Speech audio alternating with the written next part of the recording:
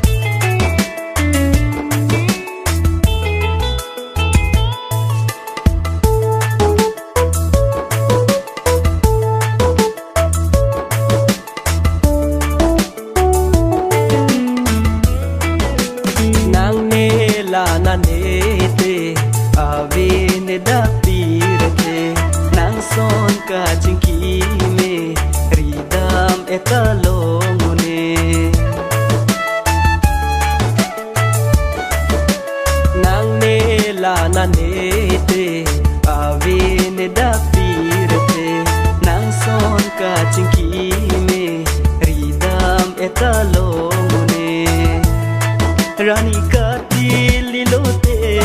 pai ne sarti paruwe usi boleng don the ji mane ne pha ne sabora ba lun to mo ne than ve ra ba usi te ne unji ma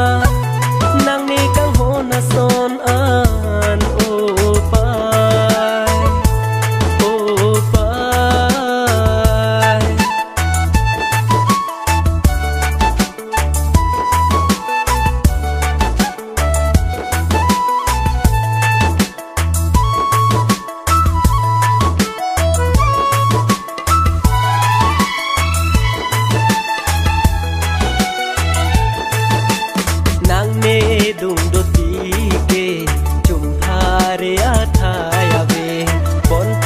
pai ne non ke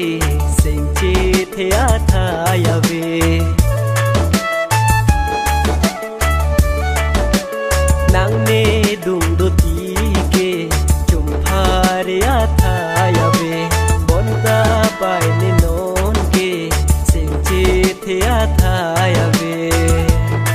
ru re tik bang so phir the